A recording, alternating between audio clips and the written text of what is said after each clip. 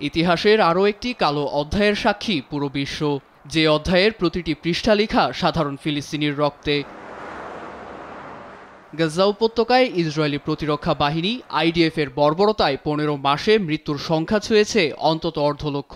উপত্যকাটিতে Netanyahu প্রশাসনের অভিযান সশস্ত্র গোষ্ঠী হামাসের বিরুদ্ধে হলেও চড়া মূল্য দিতে হচ্ছে বেসামরিক ফিলিস্তিনিদের। তাদের এ বর্বরতায় পৃথিবীর আলোও দেখেনি গর্ভের শিশু। মানুষই যখন নির্বিচারে এমন গণহত্যা চালায়, তখন মনুষ্যত্ব নিয়ে কথা ওঠাই স্বাভাবিক। বর্তমানে সেই মনুষ্যত্বই নাড়া দিয়েছে নেতানিয়াহু সেনাদের, ঠিক যেন জুতো মেরে গরুদানের মতো প্রহসন।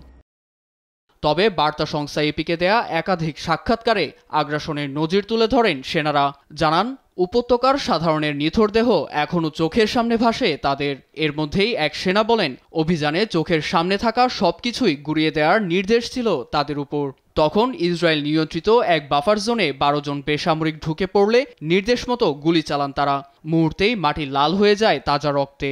সেই নির্মম চিত্র এখনও তাড়া করে বলে বার্তা সংস্থাকে জানান তিনি। যুদ্ধ পরিস্থিতি সৈন্যদের মানসিকভাবে বিপর্যয়ের দিকে ঠেলে দিয়েছে।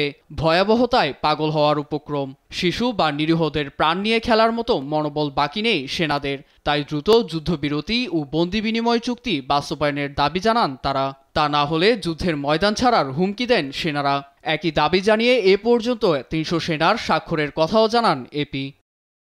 নেতানিয়াহু প্রশাসনের কর্মকাণ্ডের সমালোচনায় তেল আবিবের বাসিন্দারা কাতারের দোহায় চলমান যুদ্ধবিরতি চুক্তি দ্রুত বাস্তবায়নের তাগিদ দেন তারা। শুধু তাই নয়, জনমত গঠনেও ব্যস্ত বাসিন্দারা। হাতে হাতে কিংবদন্তি মার্টিন লুথার কিং জুনিয়রের অবিচারের বিরুদ্ধে প্রতিবাদ করা সবার নৈতিক দায়িত্ব লেখা পোস্টার নিয়ে স্বাক্ষর সংগ্রহ করছেন তারা। নীরব দাস, নিউজ ডেস্ক, দেশ টিভি।